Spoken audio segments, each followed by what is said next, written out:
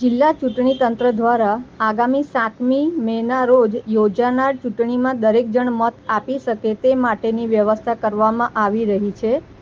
ત્યારે દિવ્યાંગ, વરિષ્ઠ નાગરિક અને બીમાર વ્યક્તિને મત આપવામાં સહાયતા કરવા વિદ્યાર્થીઓની સ્વયંસેવક તરીકે નિમણૂક કરવામાં આવી છે. આજે આ વિદ્યાર્થીઓ માટે તાલીમ સત્ર યોજવામાં આવ્યું.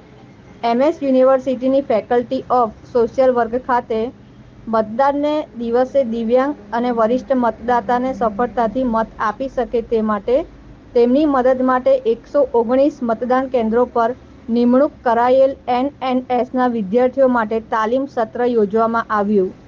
આ તાલીમ સત્રમાં ચૂંટણી અધિકારી મયંક ત્રિવેદી અને સ્વીપ કોઓર્ડિનેટર ડોક્ટર સુધીર જોશીએ મતદાનના દિવસે સ્વયંસેવકની જવાબદારી ઉપાડનારા વિદ્યાર્થીઓને તેમણે કરવાની કામગીરી અંગે પાવરપોઈન્ટ પ્રેઝન્ટેશન થકી તાલીમ આપી. ઉપરાંત તેમને કરવાની કામગીરીની જાણકારી આપી હતી. વિશેષ કરીને શું કરવું, શું ન કરવું તે વિશેની માહિતી આપી હતી. પ્રિન્સ ભાવસાર, NS વિદ્યાર્થીની, faculty of social work, Vadodara.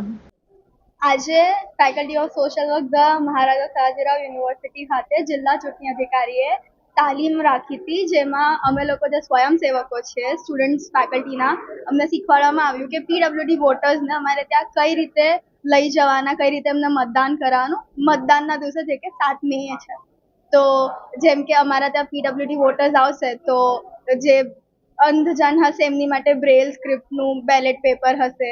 પછી જે લોકો દિવ્યાંગ હશે એમને વ્હીલચેરમાં કઈ રીતે લાવવા, વ્હીલચેરથી કઈ રીતે ઉતારવા, એ બધા વિશે અમને માહિતી આપવામાં આવી. પ્રિન્સી ભાવસાર.